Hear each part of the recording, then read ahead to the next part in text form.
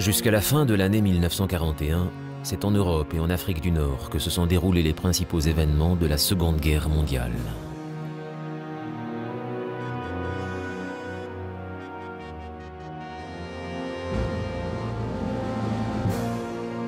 Au cours de l'année 1942, le conflit va prendre une dimension plus globale.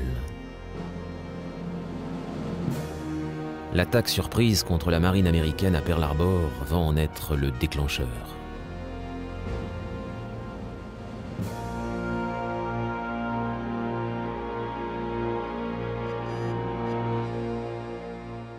Les événements sur le théâtre d'opérations du Pacifique allaient connaître une véritable escalade. L'Empire du Soleil Levant, cherchant à s'étendre vers le sud en agrandissant son périmètre d'influence vers l'Australie et vers le nord, et commençait à s'approcher dangereusement de la côte ouest américaine.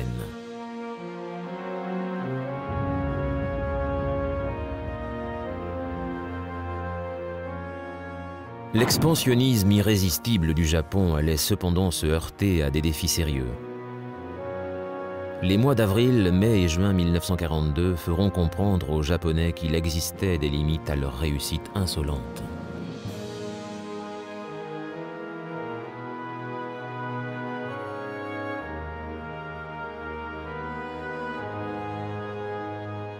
Un géant endormi avait été réveillé à Pearl Harbor, et les Américains qui faisaient leur entrée dans l'arène firent très vite sentir leur influence.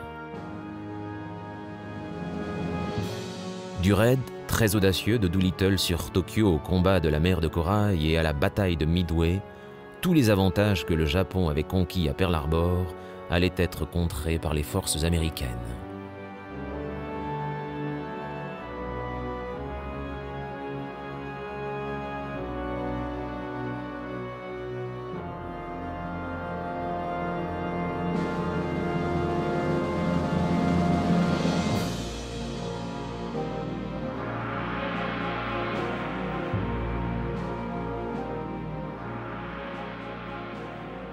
La création d'une sphère de coprospérité en Extrême-Orient, libérée de la mainmise des empires occidentaux, était depuis longtemps le rêve des dirigeants japonais.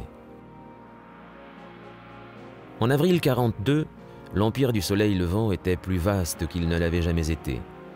La guerre en Asie du Sud-Est et dans le Pacifique avait été couronnée de succès. Les Japonais étaient désormais maîtres des zones stratégiques les plus importantes de la côte chinoise, de la Malaisie, de la Thaïlande, des Indes orientales néerlandaises et d'une grande partie de la Birmanie. Dans le Pacifique, ils tenaient l'île de Wake, la Nouvelle-Angleterre, les îles Gilbert et Guam, et la conquête de nouveaux territoires se poursuivait. C'était une perspective cauchemardesque pour les Alliés. Durant les premiers mois de la guerre, d'importants postes avancés britanniques et américains étaient tombés aux mains des envahisseurs, et des milliers de soldats avaient été faits prisonniers, internés loin à l'intérieur des lignes ennemies.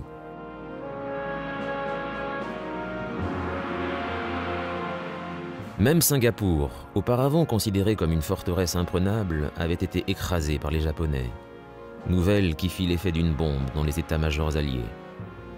L'Amérique, dans le même temps, avait perdu des bases militaires d'importance stratégique et était sur le point de perdre pied sur les précieuses îles des Philippines.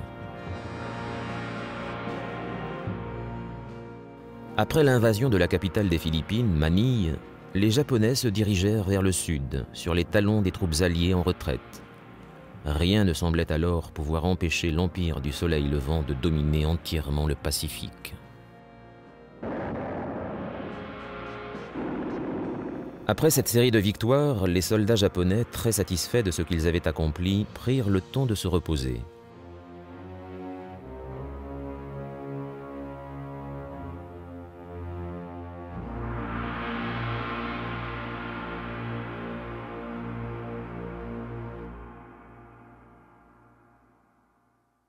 Pour le moment, la menace occidentale sur leur nouvel empire semblait être éliminée. Les Japonais étaient confiants dans leur capacité à tenir ces territoires facilement.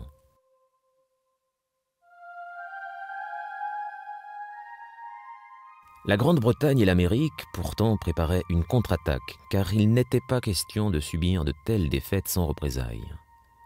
Dans les jours qui suivirent l'attaque de Pearl Harbor, le Premier ministre britannique, Winston Churchill se rendit à Washington pour entamer des discussions avec le président Roosevelt.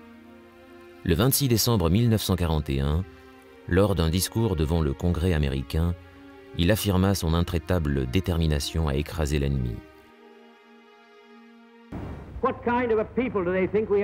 Quel genre de peuple croit-il que nous sommes? Est-il possible qu'ils ne réalisent pas que nous ne cesserons jamais de les combattre jusqu'à ce qu'ils reçoivent une leçon qu'eux et le monde ne pourront jamais oublier?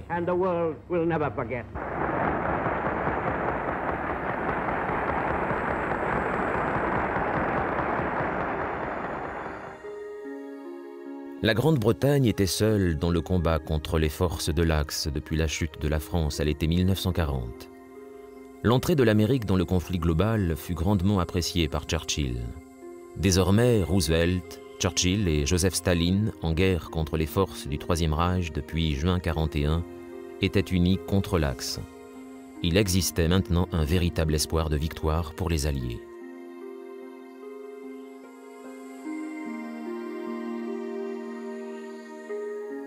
Les affectations des commandants pour le théâtre d'opérations du Pacifique étaient en cours. Il ne persistait aucun doute sur l'importance des défis qui les attendaient.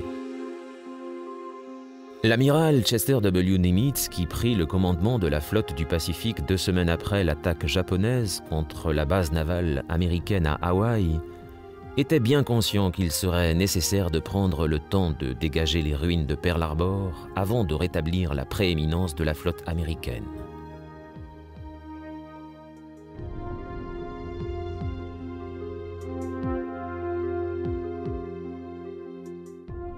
Chargé de coordonner une attaque dans le Pacifique, un océan de plus de 160 millions de kilomètres carrés, Nimitz allait devoir surmonter un lourd handicap durant les premiers mois. Cependant, les Américains disposaient d'un atout majeur, leur porte-avions, qui n'était pas à Pearl Harbor lorsque les avions japonais avaient attaqué. Ils allaient jouer un rôle capital dans les affrontements du Pacifique. Cet avantage, l'US Navy allait l'exploiter à plein.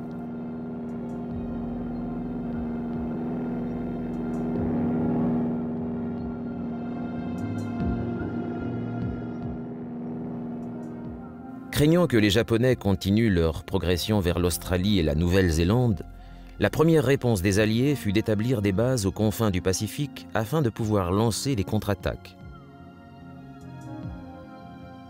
Les îles isolées de Nouvelle-Calédonie, des Fidji et d'Espiritu Santo, qui se trouvaient au nord-est de l'Australie, étaient depuis longtemps dans la sphère d'influence occidentale, et l'établissement de bases militaires fut rapidement décidé.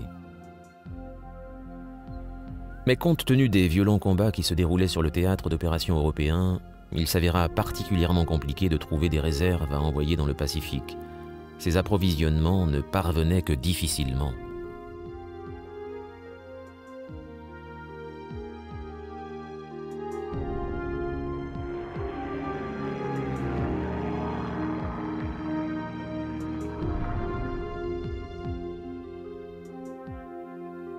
Les Japonais accéléraient leur rythme d'expansion des frontières de leur empire. Les ingénieurs alliés, eux, couraient contre la montre pour finir leur travail, tentant souvent l'impossible pour s'accommoder de terrains difficiles.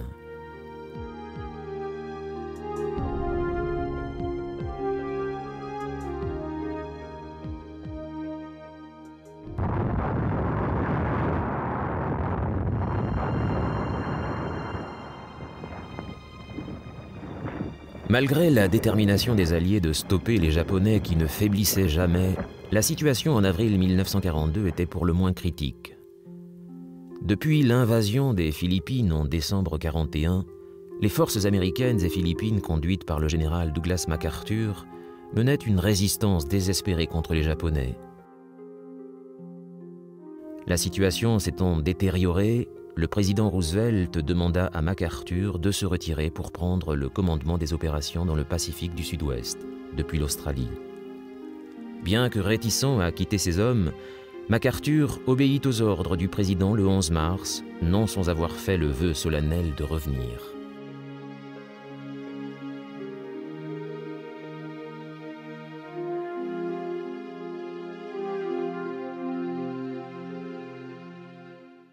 C'était une bien faible consolation pour les troupes laissées aux Philippines qui avaient été repoussées jusqu'à un réduit de la péninsule de Bataan, hors de l'île principale de Luçon au début du mois d'avril. Les forces navales alliées dans la zone ayant été détruites lors d'une série de batailles autour de Java et tous les territoires entourant leur position étant sous contrôle des Japonais, ces troupes étaient désormais totalement coupées du monde.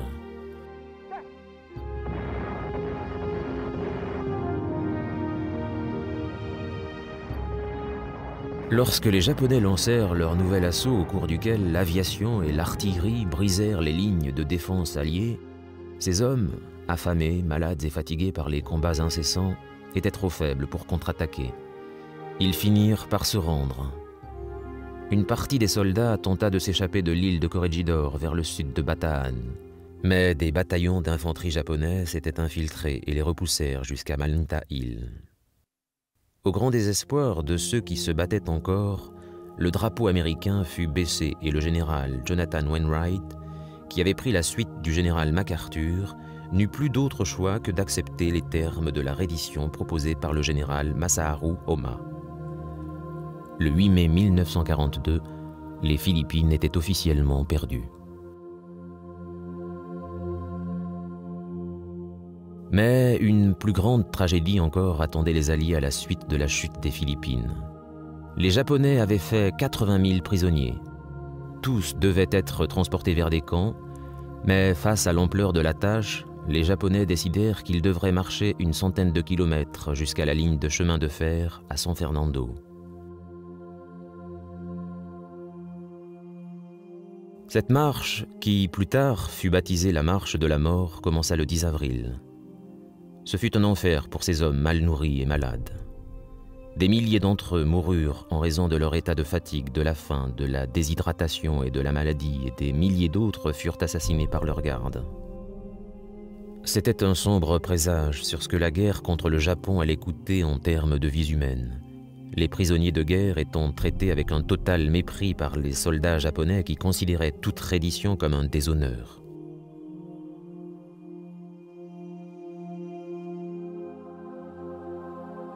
Les nouvelles du traitement inhumain des hommes de Bataan finirent par parvenir en Amérique. Des posters circulèrent pour montrer ces atrocités et l'émotion fut très vive au sein de la population américaine.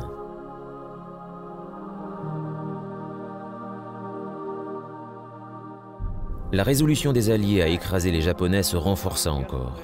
Le président Roosevelt avait déjà préparé des plans pour frapper au cœur du Japon en bombardant sa capitale, Tokyo.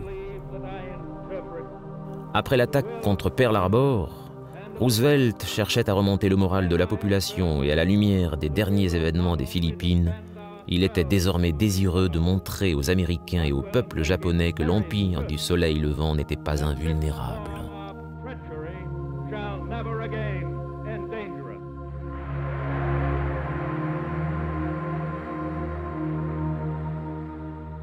Le lieutenant-colonel Jimmy Doolittle, un des plus célèbres aviateurs et ingénieurs aéronautiques américains, avait été choisi pour planifier et exécuter l'attaque.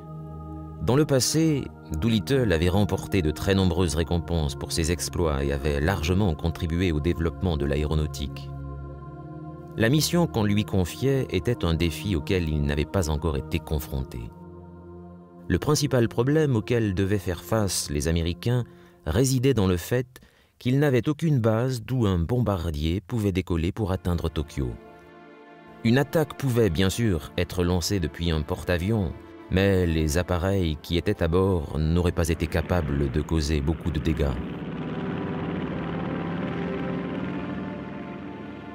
Après une longue réflexion, on imagina d'adapter le gros bombardier B-25 pour le rendre assez léger pour décoller du pont d'un porte-avions. Au début du mois d'avril, ces avions très modifiés furent embarqués sur l'USS Hornet qui traversa le Pacifique. Le vice-amiral Mark Mitscher était le commandant du porte-avions à partir duquel Doolittle allait lancer son attaque, tandis que la Task Force qui allait pénétrer dans les eaux ennemies était protégée par le vice-amiral William Halsey à bord de l'USS Enterprise. Halsey, en fait, avait un sérieux contentieux avec les Japonais. quand Pearl Harbor avait été attaqué, Halsey était en train de livrer des avions sur l'île de Wake et se trouvait à 400 km à l'ouest d'Hawaï. Averti de l'attaque, il se jura de venger les milliers d'Américains tués sur la base navale et sa détermination à vaincre les Japonais fit sa réputation.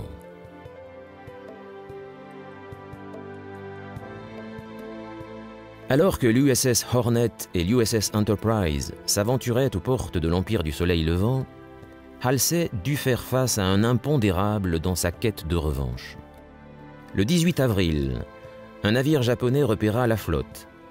Des signaux d'avertissement ayant été envoyés vers le Japon, il y avait désormais à craindre que les avions japonais ne décollent pour attaquer les précieux porte-avions américains. Halsey décida que l'attaque contre le Japon devait commencer immédiatement. Les équipages à bord de l'USS Hornet préparèrent leurs bombardiers.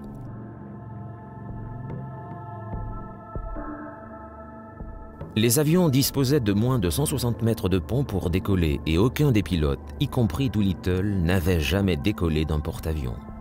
En fait, personne n'avait encore jamais tenté de lancer un bombardier de la taille du B-25 depuis le pont d'un porte-avions, ce qui représentait pour le moins un sacré défi.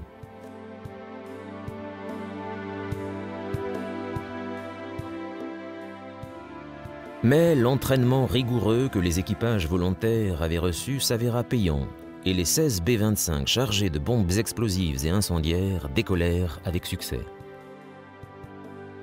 En raison de l'alerte, c'est à près de 300 km du point prévu pour le lancement qu'ils quittèrent le pont du porte-avions. La météo était bonne sur tout le parcours et les bombardiers foncèrent vers leur cible, l'avion de Doolittle en tête.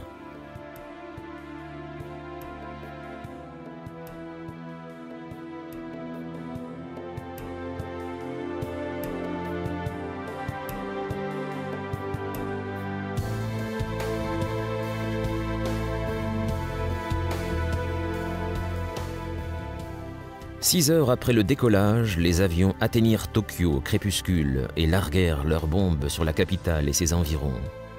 Ils ne rencontrèrent quasiment aucune opposition. L'impact du raid fut exactement celui que Roosevelt espérait. Les Japonais furent si choqués et surpris par cette attaque que les membres de l'état-major commencèrent mutuellement à se faire des reproches. Le commandant des défenses aériennes de Tokyo, mortifié et déshonoré, mit fin à ses jours. Dans le même temps, des unités de chasse japonaises furent rapatriées et un groupe aéronaval retiré de l'océan Indien pour protéger les eaux territoriales.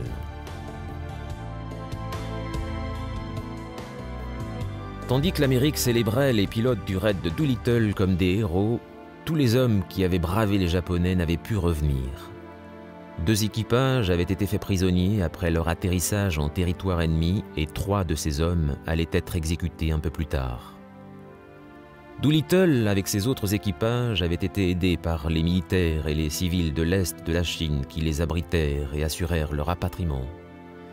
Ils allaient le payer très cher, car le Japon lança alors une campagne de représailles sur la région qui allait entraîner la mort de près de 250 000 paysans chinois.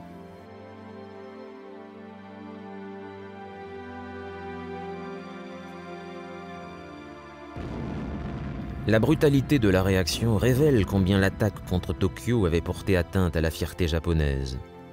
Bien que les dommages causés par le raid aient été assez légers, le seul fait que des bombardiers US aient réussi à atteindre le cœur du pays eut de profondes répercussions sur les décisions japonaises concernant l'étape suivante de la guerre du Pacifique.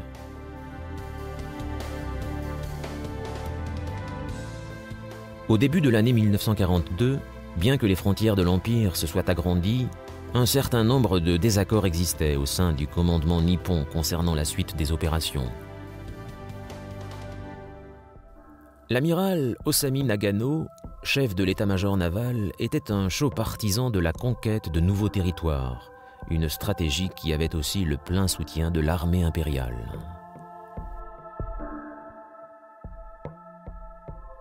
Il prêchait pour que l'attaque suivante se concentre sur l'Australie, relativement isolée et qui pouvait être éventuellement utilisée comme base par les Américains. Le plan prévoyait que les forces japonaises s'emparent de Port Moresby en Nouvelle-Guinée et de Tulagi dans les îles Salomon, afin de servir de base d'attaque de l'Australie, alors à portée des avions basés à terre.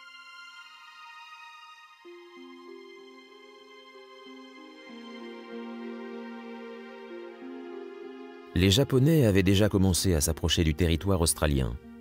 Après s'être emparés de la Nouvelle-Bretagne, la plus grande île de Nouvelle-Guinée en janvier 1942, ils avaient fait de la ville de Rabaul l'une de leurs bases principales. Les Australiens étaient conscients du danger que cela représentait pour leur pays. En février 1942, leurs craintes se confirmèrent lorsque les avions japonais, ceux de la Task Force qui avaient attaqué Pearl Harbor, s'envolèrent vers la côte nord de l'Australie.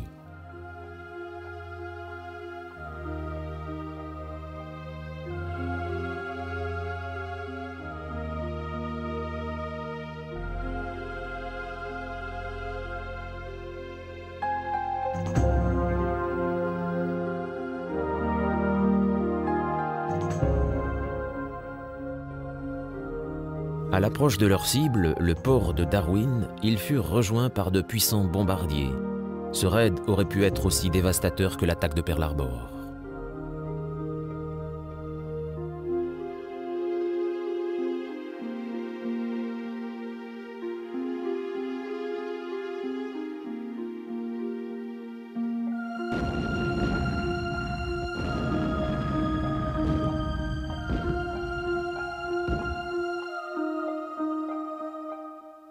En s'emparant de nouvelles bases dans les îles Salomon et en Nouvelle-Guinée, Nagano espérait isoler un peu plus l'Australie.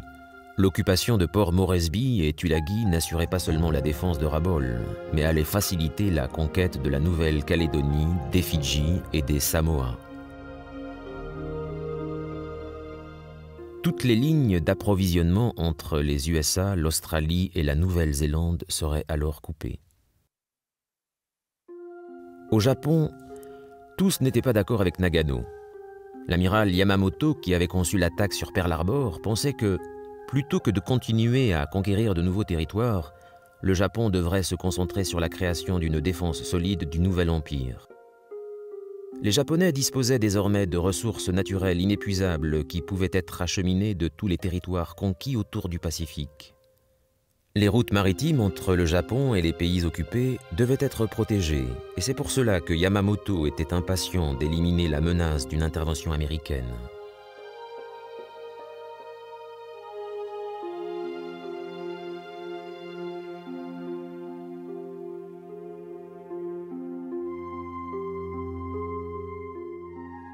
L'amiral japonais était conscient que le fait de n'avoir pas détruit les porte-avions américains à Pearl Harbor était une lourde erreur et que, pour garantir la survie de l'Empire et du Japon lui-même, il était essentiel de finir ce qui avait été commencé en décembre 1941, c'est-à-dire d'anéantir la flotte des États-Unis.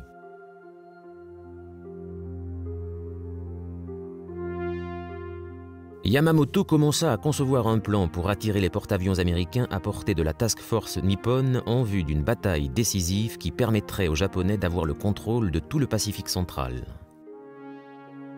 Il choisit comme cible l'atoll de Midway, deux petites îles coralliennes qui se trouvaient à l'extrémité nord-ouest de la chaîne des îles Hawaï.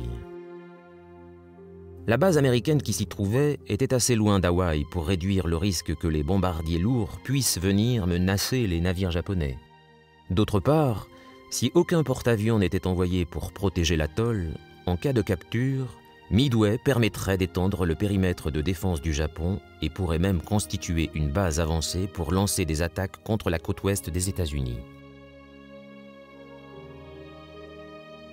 Yamamoto n'avait cependant pas réussi à convaincre l'amiral Nagano qu'une attaque contre Midway devait être prioritaire, et jusqu'au 18 avril 1942, les préparatifs se focalisèrent sur l'avance vers le sud et l'Australie plutôt que sur une tentative de destruction de la flotte américaine.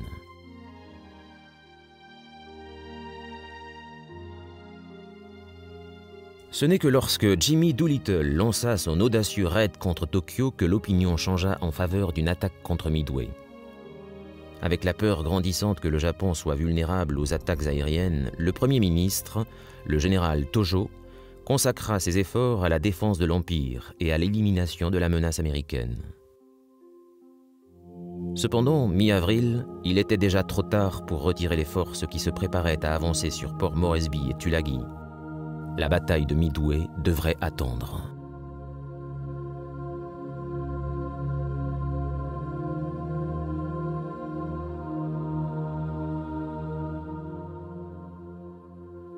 L'avancée vers l'Australie, nom de code Opération Mo, était prévue pour le début du mois de mai. L'ensemble de la campagne était placé sous le commandement du protégé de Yamamoto, l'amiral Inoue. Il coordonnait plusieurs groupes, dont une force d'attaque de porte-avions, commandée par le vice-amiral Takagi, la force d'invasion de Tulagi commandée par le vice-amiral Chima et la force d'invasion de Port Moresby.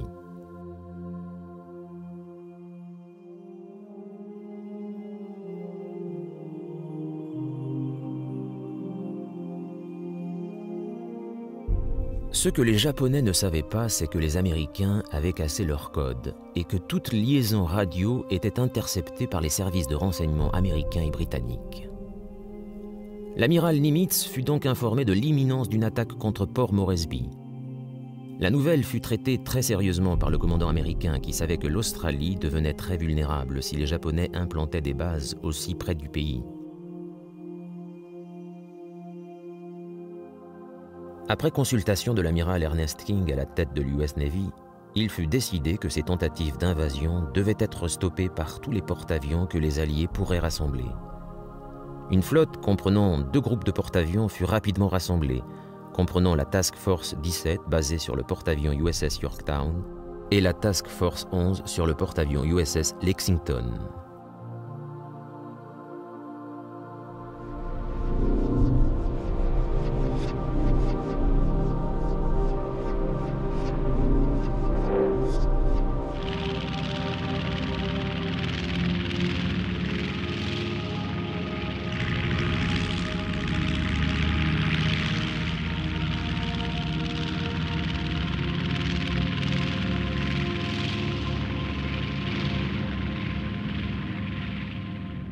Le vice-amiral Frank Fletcher, qui avait déjà combattu dans le Pacifique après les raids sur les îles Marshall et les îles Gilbert, fut, en février, nommé commandant du Yorktown et responsable de toute la mission.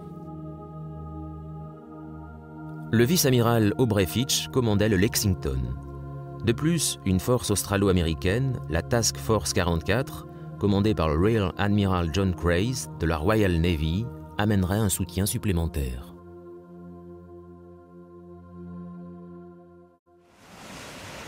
En naviguant vers la Nouvelle-Guinée et les îles Salomon, la flotte dut affronter une mer agitée et de forts vents. Mais il ne faisait aucun doute que tous les hommes à bord étaient prêts à résister aux pires tempêtes si c'était pour avoir l'opportunité de frapper fort les Japonais.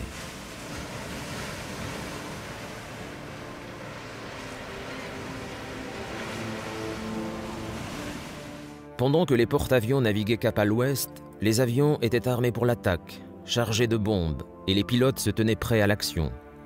Finalement, le 3 mai, la nouvelle tomba, la force d'invasion de Shima avait débarqué sur les îles Salomon.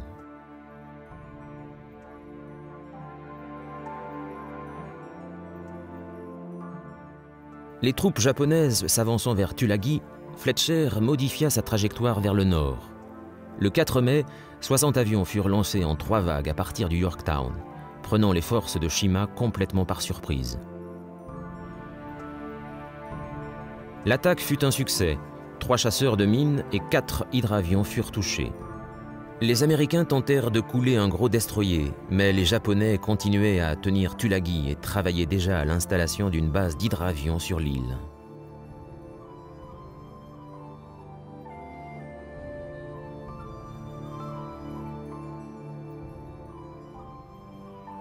Après avoir infligé d'importants dommages à la flotte japonaise, Fletcher conduisit sa flotte au sud pour rencontrer les navires de Craze et Fitch, mais maintenant, les Japonais connaissaient la présence de porte-avions américains dans les parages.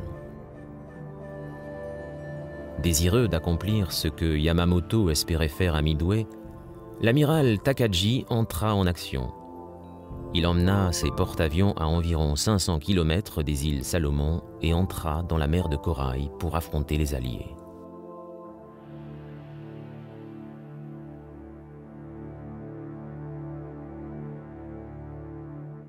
C'était un voyage vers l'inconnu qui allait donner lieu à la première confrontation entre porte-avions de l'histoire.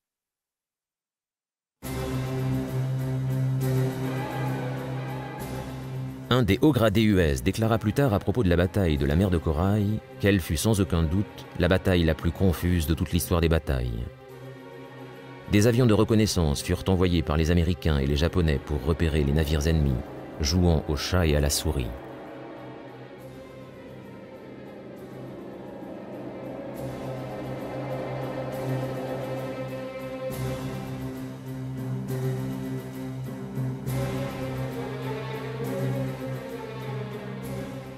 Dans la confusion, quelques avions ouvrirent le feu contre leurs propres forces, tandis que d'autres tentèrent de se poser sur les navires ennemis. Mais finalement, le 8 mai, la bataille décisive eut lieu.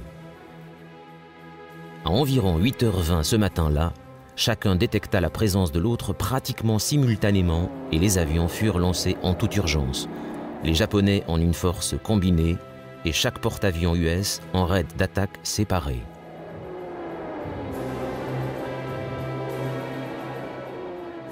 Vers 9h25, tous les avions étaient en l'air et les porte-avions se rapprochaient les uns des autres. Les avions du Yorktown attaquèrent vers 11h et rencontrèrent 60 japonais qui protégeaient le porte-avions Shukaku et son sister ship. Alors que les avions manœuvraient en plein ciel, évitant les tirs de défense aérienne, le Shukaku fut touché par une bombe de 1000 livres qui causa d'importants dommages à son pont d'envol et très vite, après une attaque lancée par les avions du Lexington, il était hors de combat.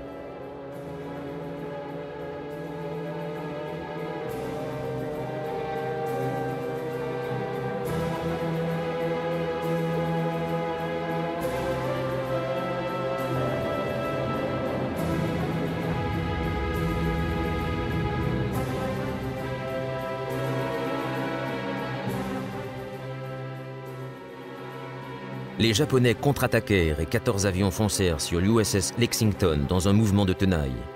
Celui-ci fut touché 2 fois par des torpilles avant que des bombardiers en piqué ne touchent le pont de Yorktown. Le navire de Fletcher allait survivre, le Lexington n'aurait pas autant de chance.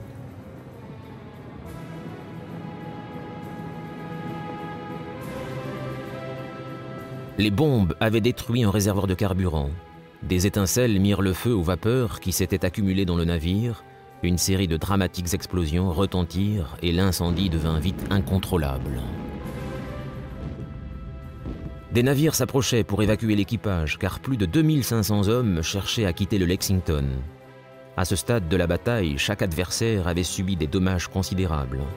Les survivants américains furent mis à l'abri tandis que les Japonais se retiraient.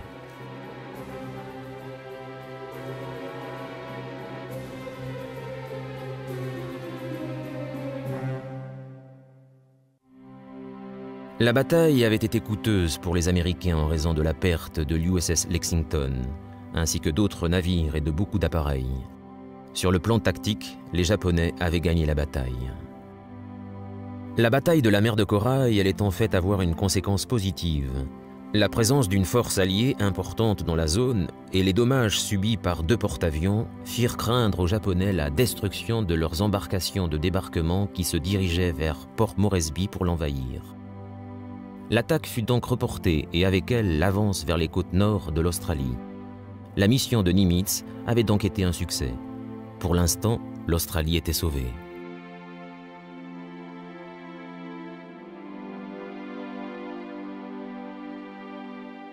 Si l'avance japonaise dans le Pacifique Sud avait été freinée, en Asie du Sud-Est, elle continuait. La flotte britannique d'Orient avait été déjà chassée de l'océan Indien, permettant à l'Empire du Soleil Levant d'étendre son périmètre de sécurité un peu plus vers l'ouest.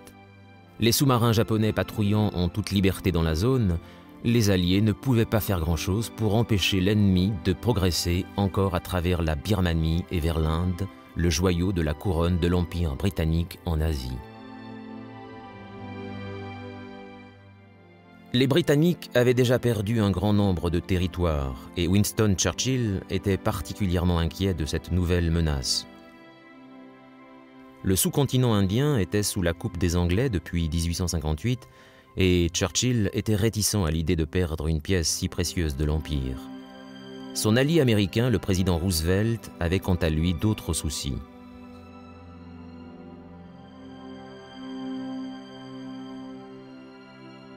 La Birmanie permettait le passage de l'approvisionnement en armes vers la Chine et il était très important de la garder ouverte pour que le leader chinois le généralissime Chiang Kai-shek puisse continuer à combattre le Japon, occupant ainsi de nombreuses troupes ennemies et empêchant leur redéploiement dans le Pacifique Sud.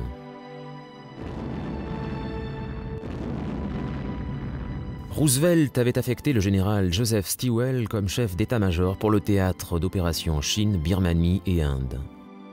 Les combats en Birmanie se poursuivaient, mais les Alliés savaient désormais que c'était une bataille perdue d'avance.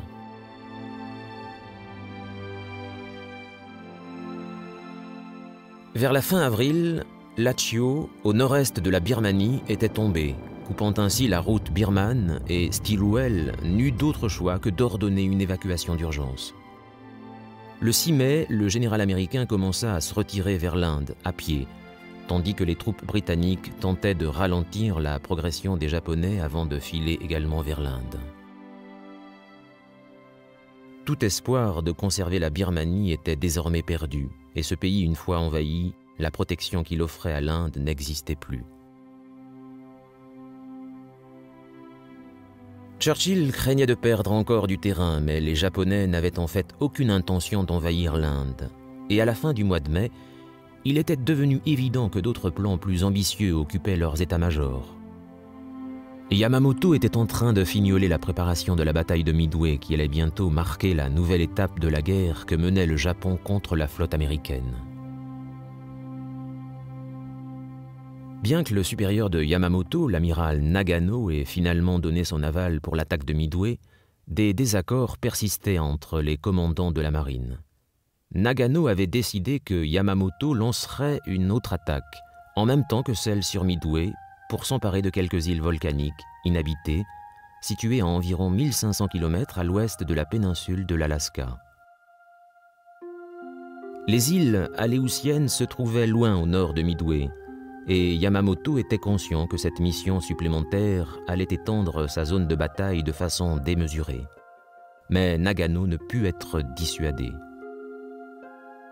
Les îles aléoutiennes n'avaient pas un grand intérêt économique, ni militaire ou stratégique en raison de leur sol stérile et montagneux et leur climat difficile. En revanche, s'en emparer étendait les lignes de défense japonaises et permettait de contrôler la navigation sur le Pacifique Nord. Il y avait aussi l'espoir que cette deuxième attaque, loin de Midway, serve de diversion en entraînant le déploiement de navires américains dans le nord, affaiblissant ainsi la flotte américaine principale.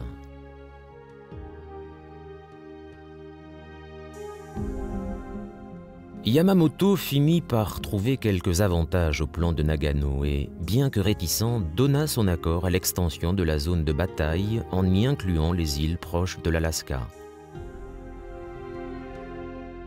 L'amiral japonais devait désormais coordonner une opération spectaculaire. Il se mit au travail afin de rassembler la plus importante flotte n'ayant jamais traversé le Pacifique.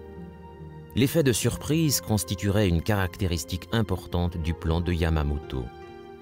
Il divisa donc son immense armada en 4 groupes distincts afin que les Américains ne puissent avoir la moindre idée de la véritable puissance de la flotte japonaise au moment où la bataille commencerait.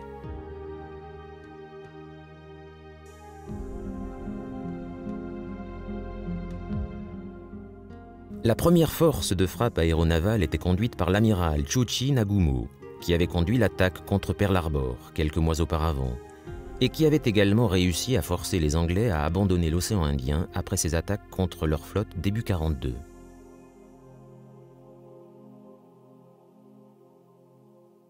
Nagumo, quant à lui, devait agir en appui rapproché de la force d'invasion de Midway commandée par le vice-amiral Kondo. Pendant ce temps, la force principale qui suivait les 2 autres, et était menée par Yamamoto en personne, devait attaquer les porte-avions américains une fois qu'ils auraient été attirés dans la zone. Finalement, la 4e section de la flotte, la force Nord, devait être détachée du reste et foncer vers le nord et les Aléoutiennes avant que ne commence la bataille de Midway. Malheureusement pour Yamamoto, la disposition de ses forces allait être le principal échec de son plan, car les groupes allaient se trouver trop éloignés les uns des autres pour se soutenir. Les navires de Yamamoto allaient en fait naviguer 500 km derrière les navires de Nagano et se révéler d'une aide peu efficace lorsque les Américains se défendraient. Pendant ce temps, de l'autre côté du Pacifique, l'unité de renseignement de combat de l'US Navy à Pearl Harbor avait une fois de plus déchiffré les codes japonais. Tous les efforts de Yamamoto pour faire diversion allaient être vains. En mai 1942, l'amiral Nimitz recevait la confirmation que Midway était la cible nouvelle des Japonais. Il disposait même de leur ordre de bataille ainsi que des dates de l'attaque qui étaient prévues le 4 ou le 5 juin. La flotte impériale filait vers Midway sans se douter que sa mission était connue de l'ennemi. Les forces US se préparaient à l'offensive nippone. Midway était une place importante dans la défense de la côte ouest de l'Amérique, et après le raid contre la base hawaïenne, les Américains devaient s'assurer cette fois qu'ils étaient prêts.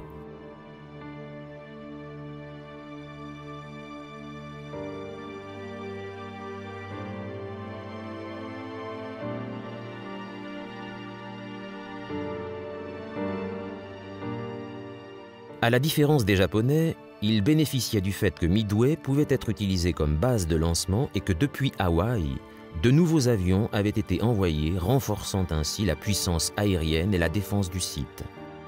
Les porte-avions furent également mis à contribution pour protéger Midway. La Task Force 17 de Fletcher fut immédiatement retirée de la mer de Corail.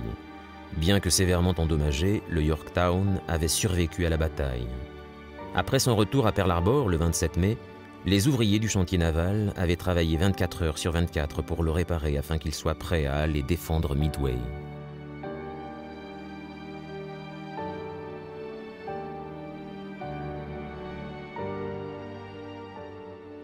La Task Force 16 avec les porte-avions Hornet et Enterprise était déjà parée à Pearl Harbor. L'amiral Halsey n'était pas assez valide pour prendre part à la bataille.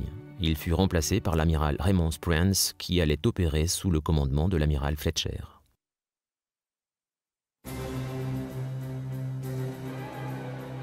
Mobilisant le maximum d'hommes de l'Army comme de la Navy, Nimitz fit appel à des professionnels de l'image afin que les événements de Midway soient filmés et photographiés. À cette occasion, le réalisateur John Ford, qui connaissait très bien Nimitz, allait tourner l'une des plus célèbres séquences de la bataille.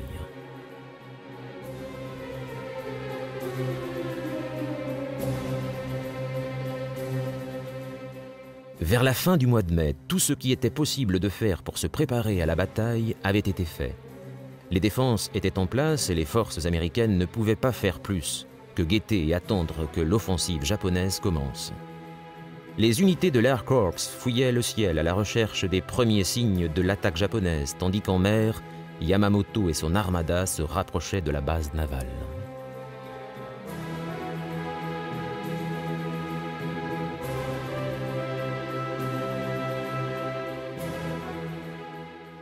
À la différence des Américains, les Japonais n'avaient qu'une faible idée de ce qu'ils allaient affronter. Ils pensaient que seuls 2 porte-avions, le USS Enterprise et le USS Hornet, seraient disponibles pour défendre Midway.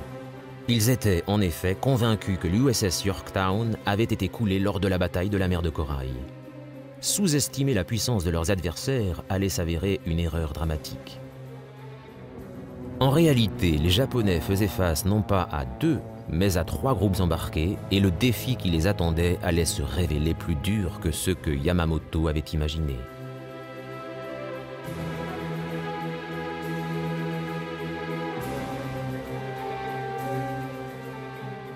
À partir du 30 mai, des avions américains d'observation furent lancés depuis Midway à la recherche de l'immense flotte ennemie. Après avoir scruté la mer pendant des jours, les navires de la marine impériale furent finalement repérés.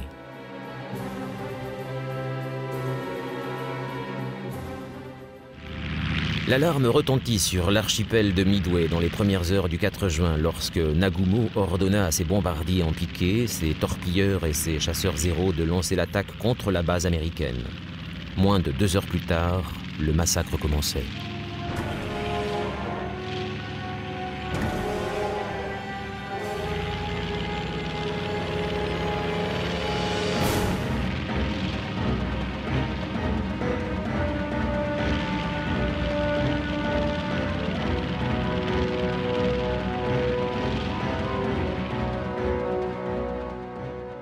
Les avions américains, pilotés par des Marines, décollèrent en urgence pour intercepter l'attaque et détruisirent de nombreux avions, tout en subissant des pertes sévères.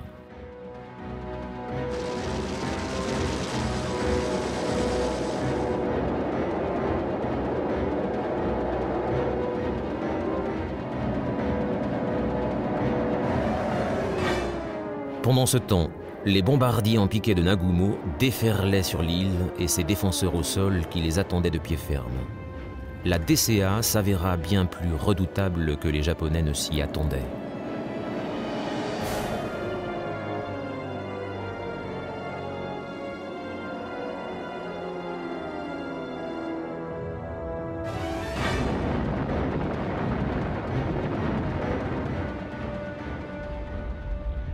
La base fut plongée dans le chaos. Les bombes pleuvaient sur l'île, détruisant les réservoirs de carburant et les hangars d'avions, mais les défenseurs continuaient à tirer sur les attaquants.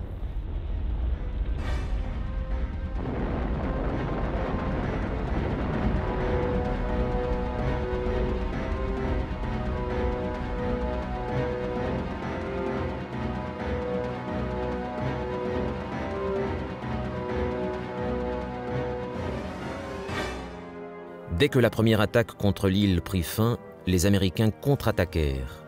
2 escadrons de torpilleurs foncèrent vers les porte-avions japonais.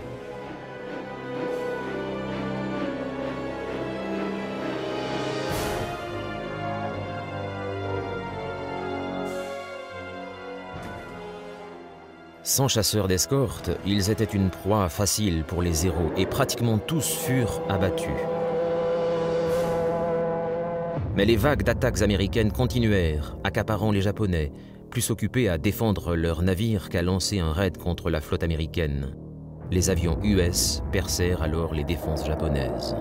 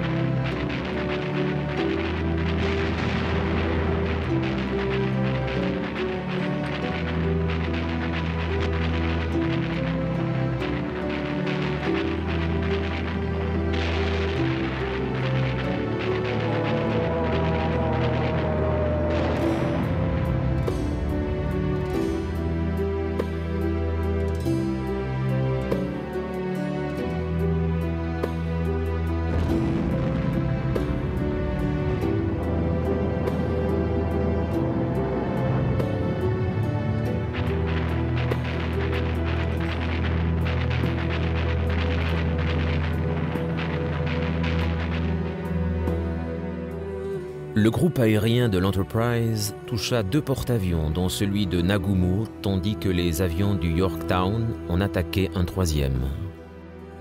Il ne resta bientôt plus qu'un seul porte-avions japonais encore opérationnel qui contre-attaqua en lançant une vague de bombardiers en piqué contre le Yorktown.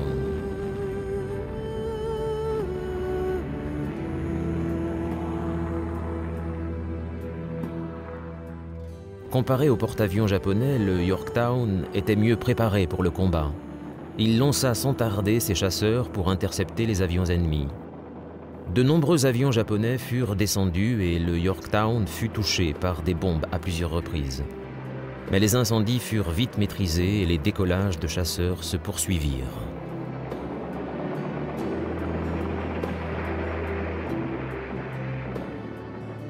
Une 2e vague de bombardiers japonais se dirigeait vers le porte-avions américain.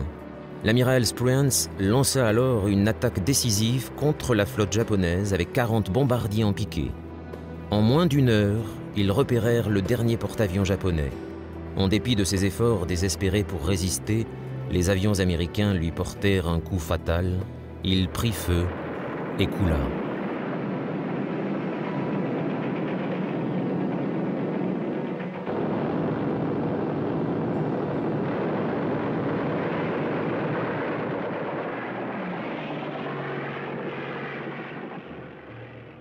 Dès la fin de la journée, il était clair que le plan de Yamamoto avait été un échec. Les pertes humaines étaient élevées et de nombreux avions avaient été perdus face à l'ennemi. Il n'y avait plus d'autre option que d'annuler l'invasion de Midway. 4 porte-avions japonais avaient été détruits. Ceci allait avoir de graves conséquences pour la marine impériale, car la balance de la puissance navale penchait désormais en faveur de l'Amérique.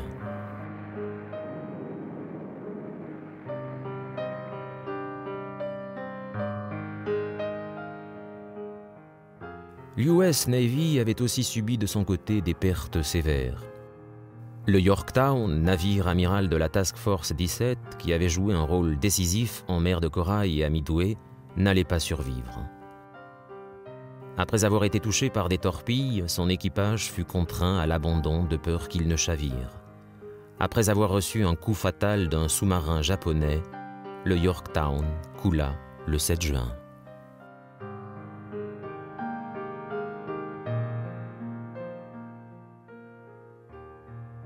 Les Américains perdirent 300 hommes lors de la bataille de Midway et les Japonais environ 2000. Il ne faisait aucun doute que les Américains avaient emporté une grande victoire. Les soldats et marins blessés furent soignés et les survivants mis au repos.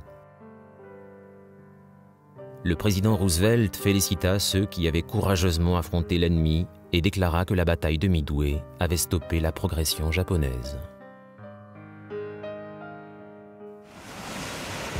Il n'en allait pas de même plus au nord.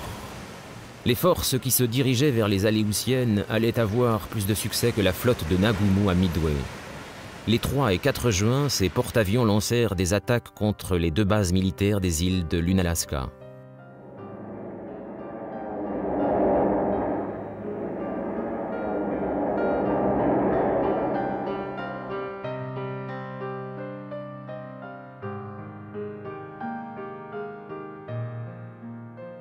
Gênés par un très mauvais temps, les avions ne causèrent que peu de dommages, mais les 6 et 7 juin, les troupes débarquèrent à Kiska Island et Attu Island et y établirent des bases.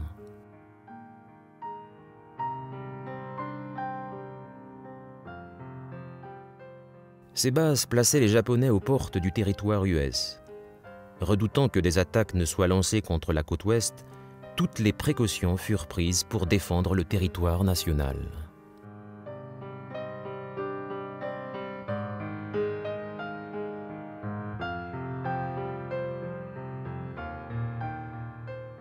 Bien qu'une retentissante victoire ait été remportée à Midway, il était évident que la guerre contre le Japon était loin d'être terminée.